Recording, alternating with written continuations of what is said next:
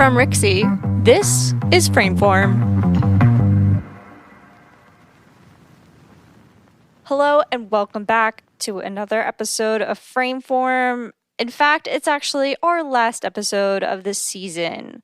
But, we're moving forward and that's what we do because we have to take a break sometimes, but we want to end this season with a bang.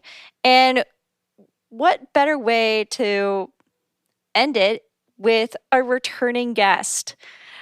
Nathan Scoll from our Beyond Spectacle episode last year is back again with us with another Beyond Spectacle episode. So Nathan, welcome back. We're so happy to have you. Thank you for having me. I'm happy to be here. Well, we just had such a blast last year talking about our 3 films. What were they again? Big Lebowski, Romeo and Michelle's, and Burning. So we had such an incredible range of films, and we really did our best to deep dive into all of them. But we decided this year we would focus on one singular film, and we let Nathan pick that film. But before we get into that specific film and why we want to talk about that specific one today, let's meet, or, whether it's for the first time or a refresher from last year, let's meet our guest, Nathan. Hello again. I'm Nathan Scoll. Edit it out if it's an issue. I know Hannah from when we did our MFAs together. We were in the same cohort. And my area of research, I was concurrently working on a PhD, and my area of research is dance movies, popularly speaking. So I deal mostly with the U.S. industry and affiliated, meaning, international movies that are trying to break into the U.S. market. Dance movies, mostly from Saturday Night Fever to the present. But of course, to contextualize that means going back to the Red Shoes and really going back to the advent of cinema, because a lot of the early silent actualities were showcasing dancers. So dance movies, while perceived, to the extent they're perceived at all, they're seen as something of a novelty or a subgenre. They actually predate musicals and have been there since the inception of cinema. So I'm mostly going on the past, 40 plus years since Saturday Night Fever, but really it's the past, since 1895. So, Nathan, you gave us 3 options, and I'm not going to list the other 2 because we decided to go with Ichabod Crane, which is the legend of Sleepy Hollow, basically. And we're specifically saying, looking at the Disney 1949 version of Legend of Sleepy Hollow. So, why did you bring this to the table for us? Well, first and foremost, I've loved this since I was a kid. So I guess personal bias is part of it, personal preference. But I think it's such a rich little text because it's part of a package film. And, what Disney was doing back when, and this has kind of ebbed and flowed a little bit since, but especially in the 40s, they were doing kind of compilation films. And they were not conceived initially as compilations, but sometimes assembled after the fact. We were talking a little before the show, but some of that was part of the war effort. A variety of studios were involved in different capacities, but Disney especially was involved in the Latin American Good Neighbor policy and was doing some of these films. So Saludos Amigos and The Three Caballeros were done as part of the Latin American kind of goodwill policy. Disney was partnered up with RKO at the time, so Orson Welles was down in Latin America, tying to broader things in film history. He was filming a lot of Carnival and Samba, and this ties very much into Magnificent Ambersons because he had kind of washed his hands of it by that point. But the Disney RKO Latin American thing ties in. But as you had mentioned, this was actually interesting too as kind of a goodwill and allyship gesture towards the UK and England by taking Kenneth Graham's Wind in the Willows and then Washington Irving's Legend of Sleepy Hollow. And then the dance scene specifically does not factor as much into the short story, But the short story is very much about the concept of Americanness and how this was developing, after the independence and the breakaway from it. So it's interesting that it would be partnered with a specifically English thing, because Ichabod Crane is kind of epitomizing what we were trying to get away from, but also trying to formulate for ourselves as a national literary and cultural identity. That's what a lot of Irving's literature was about. So to take that and what is only implied really, or a throwaway line about dancing at the party, and make it kind of a set piece of this short movie, which is about 22 minutes, I think. But it closes out the second act, and you have these two kind of opposites of, Ichabod and the locals, because Ichabod's an outsider. And then you have the upstart colonies looking back at the older world, and it's partnered with this kind of old world English thing, or semi-old world. I mean, Mr. Toad is learning to drive, but the modern world, there are these concepts of modernity in the face of tradition. And dancing, of course, like pretty much any other artistic form, is going to epitomize and hopefully gracefully reconcile at times these tensions. So you have kind of the tensions between the old and the new. And the form of the dance is an extension of that in the narrative of Sleepy Hollow itself, but also between the two stories. But I'm going to focus mostly on Sleepy Hollow itself and how it functions in the story. What you have with Sleepy Hollow is a dance macabre. So this is the last pure levity before things start to get scary. And you have within Sleepy Hollow the balancing act that is hard to pull off, but I've noticed a lot of my favorite horror movies pull off funny and scary in equal measure. I think Sleepy Hollow, just watching it so many times as a kid, kind of set that tone for me. But again, you have these mergers of kind of ostensible opposites, but they gracefully come together. So you have another kind of interplay and the tensions between that and the way they harmoniously gel. And of course, you have the action choreography and the dance choreography playing off each other, both of which are animated. That's what's another tension and interesting, is that this has to be generated by the animators. And I got to talk a little more about Dance Macabre before I talk about some of these other tensions and, reconciliations. But with a Dance Macabre, Dance Macabres are funny and scary simultaneously, depending on the Dance Macabre. They're kind of on a spectrum, because a Dance Macabre is either going to be, my go-to is the Pied Piper. Okay. So in a lot of iterations, the Pied Piper, he gets, shafted by the town elders, steals their children, leads them away, and they're never heard from again. Okay. So he basically kills all their children in some iterations. In the Disney iteration, which is from the 30s, it's animated, obviously, but he leads them into kind of a halcyon, Never Neverland, eternal happily ever after. Okay, so Dance Macabre usually functions either as the inevitable dance of life to the grave where it's terminal, or it is, in a more optimistic sense, dancing past the grave. With Sleepy Hollow in particular, you have the dancing leading to all the scary stuff that follows in the third act. And you have also the ambiguity of the ending, where it's unclear if Ichabod's killed or if he's just chased out of town by Brom. It's unclear if Brom was posing as the Headless Horseman or if there's actually a Headless Horseman. And if you read the short story, it really embraces this ambiguity, because American identity was itself ambiguous, and this is kind of a lighthearted approach to these tensions that were going on in America at the time. So there's the Dance Macabre element, but then dance generally, and you are all far more qualified than I to speak to this, and you're all better dancers than I am, certainly. But there's a tension within dance and cinematic expressions of dance of individual freestyle versus the tensions of partner dancing and the orthodoxy that determines dance performance, okay?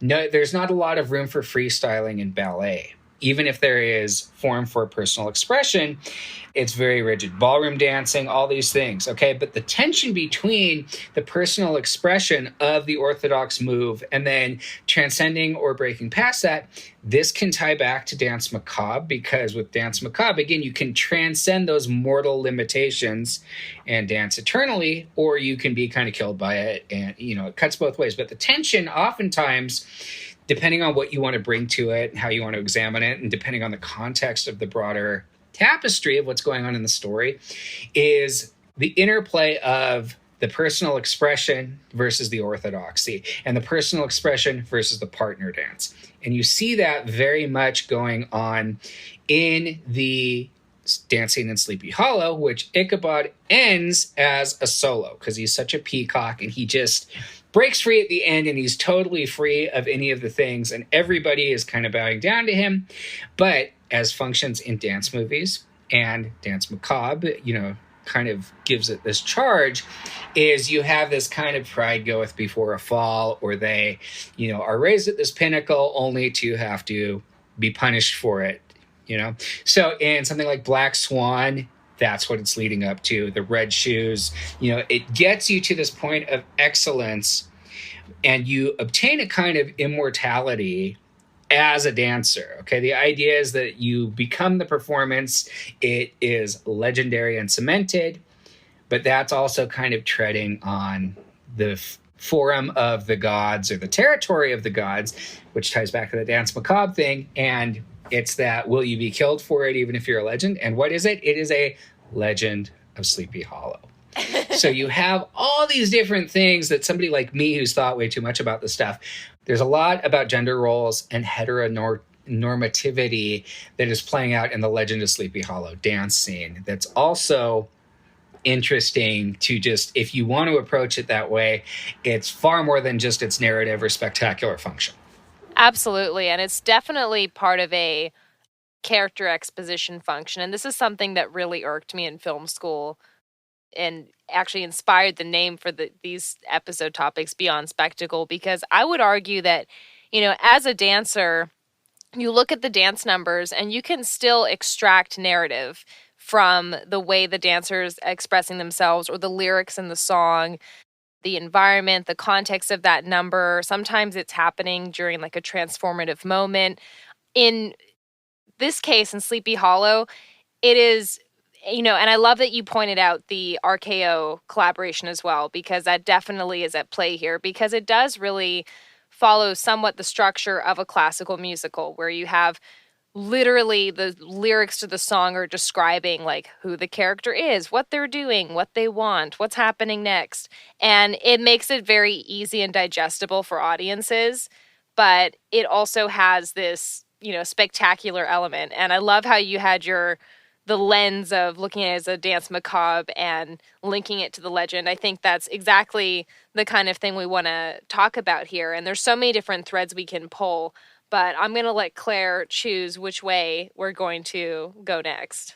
Yeah, I also love the Dance Macabre description as well. And that's actually been topic in screen dance, especially lately in response to COVID, that many maybe could potentially make an argument that, all these COVID videos are, in a sense, Dance Macabre, because they are responding to this time. But yeah, I think that the film or this scene really runs the gamut of what the social construction of respectability is, what the social construction of desire is. And we really see that in not only, Brahm versus Ichabod, but we also see that in the difference between the two women as well, and the portrayal between the quote-unquote desired woman, who almost seems like a proxy for, that woman reminded me like of Aurora, like from the Disney Sleeping Beauty, like that, just like the colors, versus the quote-unquote undesired. So the one who is not abiding by, the rules of respectability, or whether that's in dance or that's in presentation. And there's an interesting push and pull in that regard. And it's one that irked me in a strange way, because it does suggest that, natural impulse, one's impulse to go beyond the rules of the game is considered quote unquote bad in this context. Well, both of you, as far as the spectacle versus narrative, again, that's kind of a false binary because spectacle and narrative ideally are unified. And I think one advantage of Legend of Sleepy Hollow, and one thing I loved about it that I didn't notice till film school and stuff, I'm like, this is pure cinema. None of the characters speak. The characters lip sync on occasion, but there's no real dialogue to anything. It's all Bing Crosby's narration. And there's no narration practically at all for the whole second half of the dance sequence. So it is pure spectacle, and the narrative is derived from the spectacle. And there are character beats and there are dramatic reversals that take it beyond just, oh, we're just having fun. It kind of goes back to those silent roots and those more pure cinema, I'm doing in air quotes, because that's kind of a silly concept in some ways if taken to extremes. But about the different kind of female archetypes, a couple of things I wanted to point out based on what Claire was saying. Ichabod, there are different male archetypes too. And it is not nearly as cruel to Ichabod as it is to that woman. However, it's very interesting in the little coda moment of the Ichabod, vignette, after the Smash Pumpkin and the story's wrapping up, it's, saying Brahm married Katrina. And it shows a woman who Brahm is marrying at the altar doesn't look like Katrina, and she's much larger. And the implication is like, did he get her pregnant before the thing? Because Katrina is really just playing Brahm against Ichabod to win Brahm. She's using Ichabod as a pawn, and Ichabod doesn't realize it. And that's kind of in the short story, too. And, the short story is kind of a cautionary tale, something I also didn't realize till later in life. I'm like, Ichabod's a heel. He's not a good person. He's a glutton. He's a lech. Yeah. He is totally after. He's using Katrina. Thinks she's hot, but he's after her father's fortune. I was gonna say he's probably one of the first male gold digger characters I've seen, and that's definitely not a common stereotype. And Ichabod can't compete with Brahms, like alpha male, big butch thing. But he has these more feminine attributes, okay? He leads the town choral. He's got the cerebral over the physical. And he's, built like a scarecrow, it says. But, even Brahm has to admit, the narration tells us in the dance scene, he's like, Ichabod is a picture of grace in movement. So Ichabod, dance, and one of the scenes I pitched for this was In and Out, because of the way In and Out deals with dance's relation to gender norms. But it's very interesting because Ichabod is our hero in part because he has these more rarefied skill sets. He's cerebral and physical in a much more graceful way than he is a brawny way. And that kind of leads to his downfall. So what's interesting is the way that he's our hero, but he's also arguably punished by the narrative, but the narrative has its cake and eats it because we're not sure if Ichabod leaves or just does. And we see that Ichabod does not marry somebody hot like Katrina or rich. He marries somebody who looks just like his, and all his little kids around the table at the end look just like him. So it's kind of one read on the movie is it's keeping everybody in their lane, arguably, but Ichabod transcends that lane for a while, and he does it through dance because he is the belle of the ball. More than Katrina, more than any of the people, that he is the belle of the ball through his dance ability. And that's kind of an interesting concept, especially for the time, for a male protagonist. That was the one thing I noticed, like, straight ahead. I mean, just even from the beginning when we first are introduced to Ichabod, like, through his shadow, like, obviously we're going to be following someone that is definitely different from the most of the bunch in the village. But even throughout that second part of the dance scene where we're going to that more, I would say, contemporary song that Brahms sings, everything is very jazzy and low, which definitely puts Ichabod out of his place. Again, it's like the strength and masculinity that Brahms showcases throughout his everything in this story, but it definitely makes Ichabod just like, it's just humiliating almost, I mean, it's definitely like the bully that is in high school that's picking on the main character in this sense. But yeah, it's very strange how Ichabod, in a way, is also like an antagonist that's just trying to like, even though he is viewed in such a positive light, I mean, everyone has their kind of like negative attributes that gets overlooked upon. And I think that speaks to sort of those motivations behind his actions. And I just remember that one scene at the beginning where he has the impulse to tell off two schoolboys, but then decides to be nice to them, I guess, seemingly under the veneer of, okay, we're building a good rapport, but their mothers are also giving him food. It's exclusively because he notices all the food overflowing from the one kid's thing, and then it, segues to him at their dinner table. He's like not a likable character, in my opinion. Like, I was watching the whole time and I was just kind of like, it's proof that, and especially now Disney's remaking a lot of their films, like Cruella just came out. They're revisiting these anti-heroes, Maleficent, giving them backstories. And, face it, like, we've always loved the villains. They've always been really entertaining and some of the best characters. But in this case, it's almost like not identifying with this main character that's still presented in this very positive way just kind of left me with a wee bit amount of frustration. And I was really relieved to see how things ended. He gets his comeuppance, whether or not he's killed. Yeah. Yeah. And like the narrator saying at the end, like, I'm getting out of here. And I literally wrote in my notes, by the end, I'm ready too. Like, it's a really good example of screen dance, but I can see why Disney maybe didn't do more stories like this. I think there's more carbon copies from a literal animation standpoint. Like, I would not be surprised if that is literally Aurora. And I think the character with the green dress, I've seen her somewhere before. Is she like the Sword in the Stone? Yeah, she kind of reminds me of like one of the fairies in Sleeping Beauty as well, or yes, or like possibly like a stepsister as well, because Cinderella actually came out 3 months after this film was released. She looks like Drizella. Yeah, totally. Right? So it's interesting. Like, I think my favorite thing about Disney films from this era is looking at kind of like the circumstances of making it and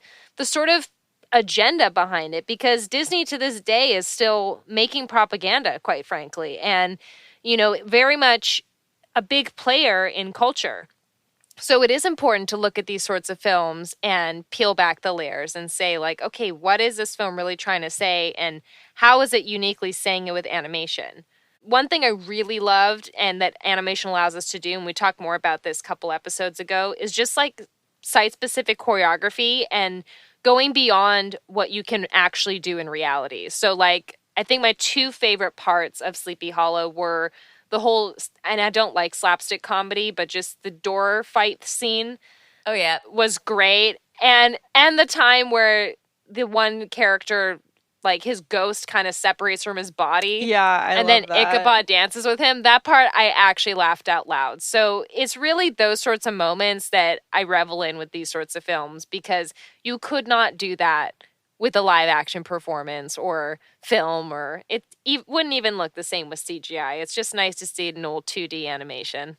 I think just how Ichabod is presented with his stature, again, bringing back to the very beginning with his shadow, like, I like how this film really plays into the body as a whole, and even down to his ponytail when it's twirling out of control. I mean, I think that works really well in just how to be creative outside of what you can actually do with your body. Absolutely. Like, there's this sense of, I mean, not only in Ichabod, but also in The Wind and the Willows film, just sort of like the longest possible route to perform an action. That everything has like, it's every, detail of getting to that object or getting to that action is really thought through. Like, I'm just thinking, like, even when Ichabod's walking, like, you kind of see these little ronde-jambs going around, like picking up the leg down. And that's something that almost emphasizes sort of the I don't want to say stuffiness of his character, but sort of like the veneer, like the presentable veneer that he's trying to put on. A couple of things on character design. First on Ichabod, and kind of just generally with animation being able to do things with dance that you obviously can't based on physical limitations and, gravity. Ichabod, they say his feet are like shovels. And yes, he has this loping, weird walk. Okay, and that's how we're introduced to him, is he's not very graceful. He's got these very odd features. He should not be able to gracefully dance with feet like that and with a gait like that, number one. In the short story, they compare Ichabod to a bird a lot. And all throughout the stories, it's talking about people eating birds. So it's kind of fun foreshadowing because, there's a lot of subtle foreshadowing that if you know it and you read the short story, you're like, oh, he doesn't even realize it, but he's dead. And you get it differently in the movie. But I wanted to say also with character designs, I think the girl in the teal dress, who is the butt of several jokes, even though she's on a date with Ichabod a little earlier, she's feeding him a picnic lunch when he first spies Katrina. Her character design and some of her resemblance is very much like, I forget her name, but it's the blue dressed fairy in Sleeping Beauty. So the whole make it blue, make it pink thing. Yeah, you have some of the similar character elements kind of going to that. But to kind of point out the elephant in the room, it's almost impossible for me to think that Gaston is not a reworking of Brom, especially the color scheme that you have in the dance scene, because, kind of the burgundy coat and the breeches and just the ultra masculine, buck character. And that, make this a bonus feature, cut it out. But just thinking of Beauty and the Beast, you have Brawn versus Brawn, not Brom, but Brawn, because you have the standoff between the Beast and Gaston at the end. Okay?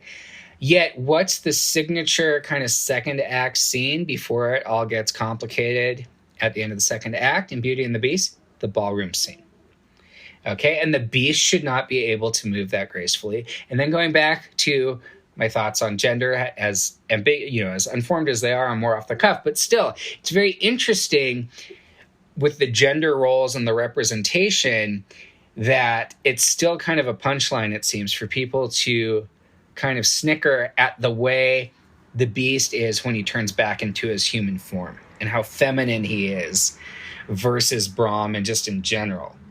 So it's interesting if we're comparing this to other Disney films that came after, both aesthetically and in terms of narrative incident, that might be food for thought if anybody wants to nibble on that. But Brom was definitely not a good dancer in this. I mean, even though he was roped into the chaos of what we're going to just keep calling the Blue Fairy, every time he tried to have a moment with Katrina, it just never worked. I mean, as I've said with the contemporary music in the second scene, which is more of his style, which causes Ichabod to not be in his place. It's that way around where it's he can't handle, these classical styles of partner dancing and being eloquent, where it's no, that we're in this new jazzy kind of time and we got to move forward, and it's all about, being the man and not being the gentleman. Well, and he, it cuts to him very decisively on the sidelines, jealous of Ichabod, because Brom doesn't know how to dance and he's out of place on the dance floor and he's envying Ichabod's performance. So two things about that. Brom is danced throughout the second half when the tempo picks up. He has next to no control. For only one or two bars is he actually dancing with Katrina, and it's very standard, like you'd see at a high school dance practically, of people just rocking back and forth. He is very just rudimentary in his movements, but he is danced. He is not an active agent. He is overtaken by the shorter woman. And that's kind of interesting because this inverts, typically in typical athletic endeavors, you have the skinny, geeky guy on the bench jealous of the jocks. And dance flips that on its thing. This reminds me of one other thing I wanted to mention. As far as how dance movies, but also, musicals to a large extent, navigate traditional gender roles, they tend to have to, dance movies specifically, but again, some of the other ones do this. They will give the male a scene of violence to demonstrate their kind of conventional masculinity, to offset any readings or suspicions certain audience members might have of, hey, this guy's really good at dancing, and that's not like a masculine thing. So every dance movie, there will be a fist fight that the male lead has, and that's kind of reasserting his masculinity. But you see it also in a lot of the different, standard musicals, like West Side Story. Tony's got to be part of the Rumble, So you have to kind of throw that stuff in. I don't think you have to throw it in, but it's interesting that just the gender expectations are undercut, and the threat that may have to conventional ideas of gender, which are very narrow, they have to do something to contain that potential subversion. So you'll have dance battles, but they're usually offset. So you'll substitute dance for the physical violence by having a dance off of some sort, but you will have to offset that, or have to as air quotes. They will offset it. The makers will offset it by some element of physical violence to kind of reassert the standard order and status quo of gender roles. I will say, though, an interesting thing is that these characters don't seem to have a consistent physicality. Like you said, Ichabod doesn't seem like he should be good at dancing. But at the end of the day, Brahm actually has the last laugh. And he has really great physicality when it comes to his storytelling. And he's expressive. It's not like he's this awkward guy. So by the end of it, he uses the power of his mind. And thankfully, he's able to unpsych himself after being intimidated on the dance floor. But he's able to prevail and use the power of his mind to actually overcome Ichabod, who then, falls prey. And again, we don't know if there is a headless horseman, what exactly happened. But I do love how they sort of one-up each other and almost have to go into a different arsenal. There's a lot of the traditional physical courtship. And then at the end of it, it really is kind of reflective of life, where other tools come into play, including the mind. Well, I got to say, Brahm does a bit of a dance. It's not a proper dance, but where you're introduced to Brahm and he leaps from his horse onto a rolling barrel, runs with it, jumps off, and then pivots into this thing so the barrel rolls up his body onto his shoulder. He's pretty graceful, So just watching this film as a whole, it just gave me the sense that Ichabod was preparing for the wrong thing in a way, because there's so much build up to that dance, and there's so much build up to that potential, encounter with Katrina, that, when we get to that third act, it seems like he's generally caught off guard. Like there's just so much build up, like with the powdering of the face and sort of this almost like a hyper control of the dance scene itself. Like almost like all cylinders are firing there, and then they were turned off at the worst possible time. I mean, I could say in a way that this chase off is in a dance moment too, as they are one thing that stuck out to me watching this was them going around the tree as many times as possible, and then his neck getting caught on the tree, and then it's going backwards, and he's going the wrong way. I mean, I think that's a dance within itself, where it's just kind of here he is trying to choreograph a horse, trying to direct it in the way that he wants it to go. But I mean, even that is so out of control, because he was spooked and he did go crazy to the point that we don't know what happens. Well, and Ichabod is basically, just as Brahm is being danced rather than dancing, throughout the chase, Ichabod is being danced in that tree scene. And then as he's about to approach the bridge, they spin around so many times, he's basically being pirouetted, against his will. And it kind of ruins the whole calculus. And just, random observation, going around the scene, I hadn't thought about it. It's kind of like a maypole. And a maypole is very much dance macabre. So I'm now thinking of the 32 fouettes and Scoll that leads her to her final goodbyes, to just dancing till your death. Well, I mean, I think this discussion amongst just animation and Disney characteristics and archetypes that we usually see the Dance Macabre. I mean, I'm curious to now watch other Disney movies that exhibit similar tropes that in a very early Disney film has embodied here. One of the first breakthrough Disney cartoons was the Skeleton Dance. Yes. Which is very classic. charming. Obviously, it's Dance Macabre, but one of the charming things about Skeleton Dance is the way that they are doing things that you can't in real life, because the skeletons are swapping bones with each other and dancing through things. But there's this kind of legacy of Disney Dance Macabre. I already mentioned the Pied Piper short they did that was either in 33, 35, or 37. It's one of the odd 30 numbers. I can't remember exactly which, but that was a pretty popular short. And then, of course, Fantasia in the Night in Bald Mountain sequence, you have the dancing flames who are, it's the flames dancing, and then they turn into demons dancing, and then back into flames. But that has kind of this spooky Dance Macabre thing. So there's a lot of Dance Macabre stuff through early Disney. And, Disney, especially in the earlier times, the beauty of it, they weren't afraid to be creepy and dark. And it kind of adds a charge. And I should say, too, I don't want to see Disney reboot this in any way, because I think it's pretty much perfection as it is. And if it were any longer, it would suffer for it. So it doesn't need a reboot. That said, I wish they would do a ride at the theme parks. I like Mr. Toad's Wild Ride. I think you could do such a cool ride, at least based on the chase, but you could have kind of the fun and games, because with a lot of Disney rides, you have the fun and games, and it gets really spooky at the end, and then you're safe and free again. And I was like, oh man, I would love there to be a Sleepy Hollow ride. So maybe someday. Guys, I almost feel like I've been unknowingly preparing for this part of our conversation. I have watched the entire first season of Behind the Attraction on Disney Plus.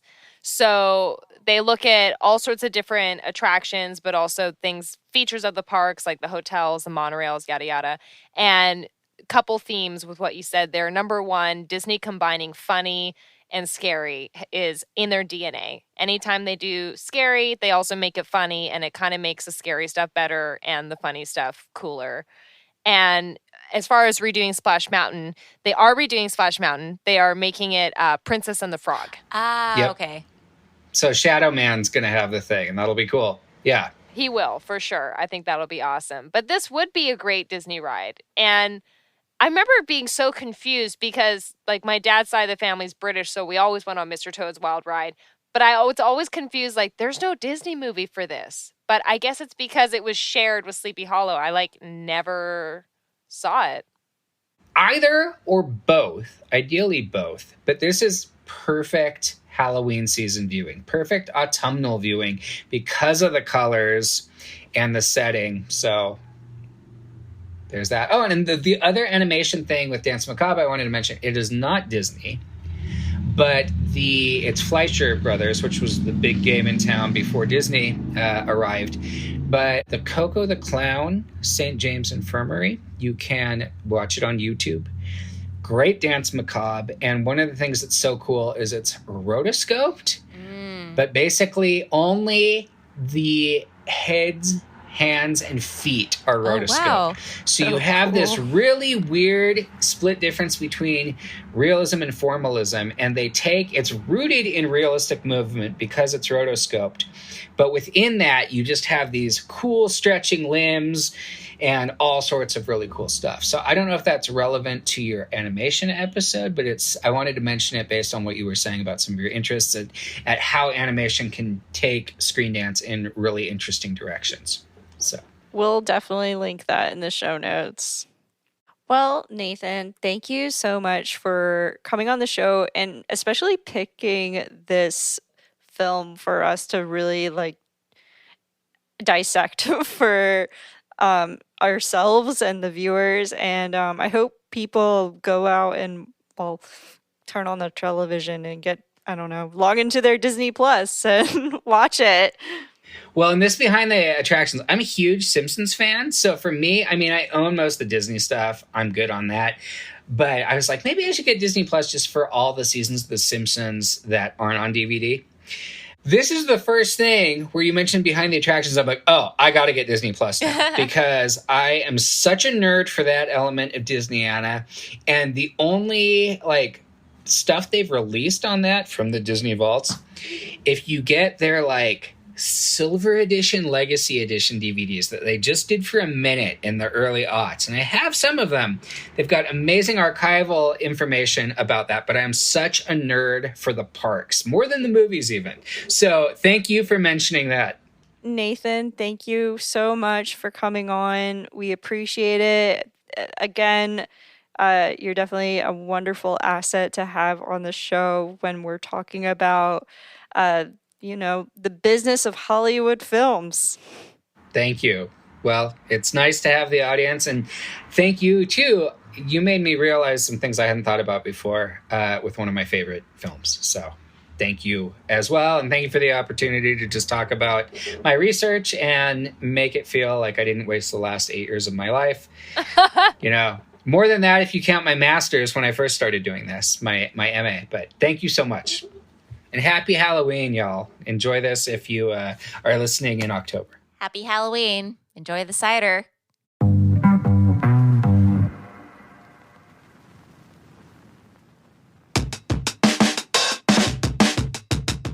Want to develop your practice in dance filmmaking at the only master's program in the world? Then consider your master's in screen dance at London Contemporary Dance School in Euston, London.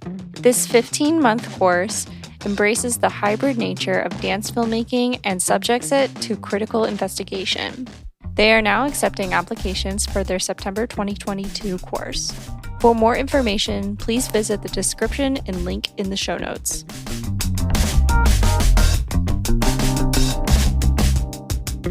Mark your calendars. The Frameform season may be coming to a close, but Dance Cinema is just getting started. Head to our festival pages to check out our online selections of dance films from all over the world and get the latest on our live and online events. Saturday, October 9th, we are hosting live events for the 5th annual Capital Dance and Cinema Festival in Washington, D.C. We're screening 2 blocks of short dance films, plus Duende, a narrative short from Spain, and the landmark documentary feature film Uprooted, The Journey of Jazz Dance. If that rings a bell, it's because we interviewed the team behind the film in Season 1, Episode 5. And you know what else? Hannah, Claire, and I will all be there. We would love to meet you and celebrate seeing these films on the big screen like they deserve. Get your tickets and see more details at www.capitaldcfestival.com. If you can't make it to our live events, don't worry. We have lots available on demand on our website and channels. And since Uprooted, The Journey of Jazz Dance is such a must-see film, we're also making it available online October 10th and 11th, exclusively at dancecinema.co/watch. Whew, that was a lot. Check out the links in the show notes, and thanks for being a Frameform listener.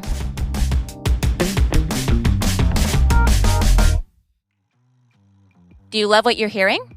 Do you want to be heard?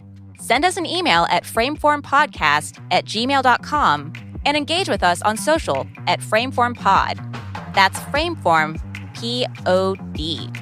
If you really love what you're hearing, leave us a review and rate the show. It makes it easier for more listeners to find it. If you want to spread the love, tell your friends to subscribe and keep the conversation going. Thanks for listening.